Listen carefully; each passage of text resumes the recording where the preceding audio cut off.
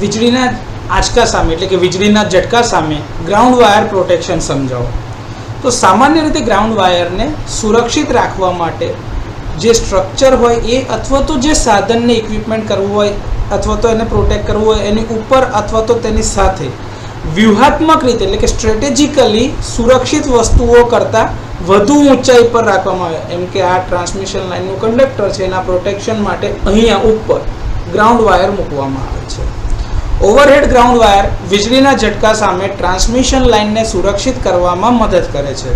તેથી transmission tower પર જે વાહક એટલે કે જે કંડક્ટર મૂકેલા છે તેની ઉપર એક કે બે એવા જ કંડક્ટરને ઉપર લાઇન કંડક્ટરની ઉપર ગોઠવવામાં આવે છે, જેને ગ્રાઉન્ડ વાયર કહેવામાં આવે છે. આ ગ્રાઉન્ડ વાયર જે છે એ આખી ગ્રાઉન્ડિંગ સિસ્ટમની સાથે વીજળીના ઝટકાને અર્થમાં લઈ જવા માટે લો રેઝિસ્ટન્સ પાથ પૂરો પાડે છે.